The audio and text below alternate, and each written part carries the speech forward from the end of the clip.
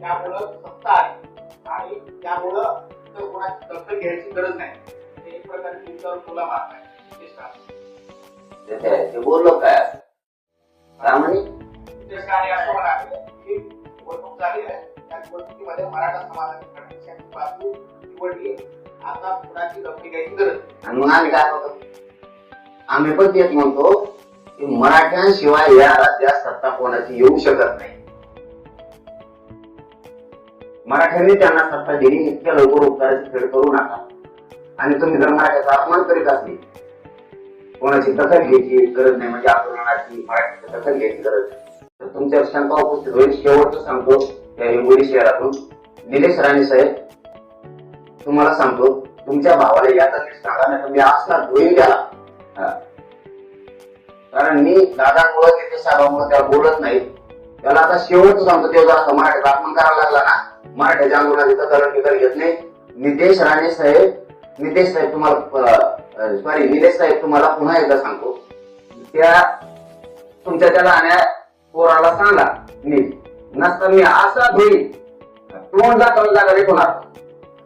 म्हणून निलेश साहेबाला पुन्हा सांगतो, त्याला दापा मी गप कशामुळे मी दादांना त्यांना मानतो म्हणून याला इतकं धुईन ना, मग याला तोंड बाहेर काढायची पंचायत लास्ट चान्स हा.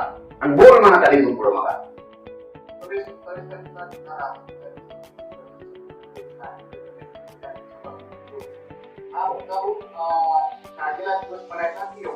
आपण असं इतका नीच नाही, इतका नालायक वृत्तीचा माणूस नाही. आपण हिंदू संस्कृतीत जतन करणारा माणूस, वारकरी संप्रदायाची परंपरा जपणारा माणूस.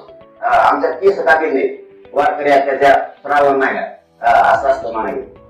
तुम्हाला काय काय वाट्या हो, तुम्ही लय शाने लावून गेलात काय? आम्ही विषारी कापीत नाही, केस कापीत नाही, अशी संस्कृती सांगती हिंदू धर्माची, वारकरी संप्रदायाची. श्रावण महिन्यामध्ये तुम्ही आम्हाला काय शिकवता परंपरा, आम्ही मुद्दाम नाही करत. 29 ऑगस्टला 2 वर्ष पूर्ण व्हायचे आंदोलन, आणि ही तारीख आलेली 3 महिने झाला आधी. तेव्हा मला माहित नव्हतं गणपती बाप्पा वाचणार आहे. पण अडचण काय बाबा, अडचण काय काढली तर काढली, काय अडचण आहे?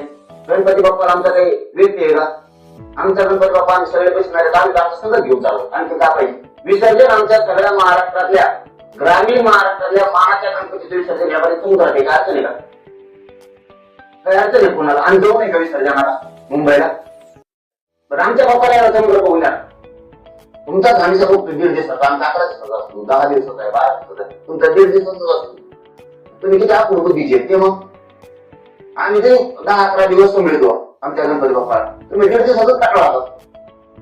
तरी संस्कृतीला आम्ही जपतो, आमचे तिकडे चालले. आमच्या डोक्यात तसं काही नसतं.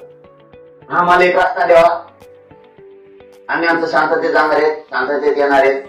काही पोर आमची इथं गणपती बाप्पाला बसवणार आहेत, वापस आलो विसर्जन करणार आहेत. काही पोरं आमचे गणपती बाप्पा आपण आपल्या गाडी घेऊन चाललो, आणि 4-5 देव बाप्पा बी चाललेले, तिथं देव बाप्पा भेटत नाही.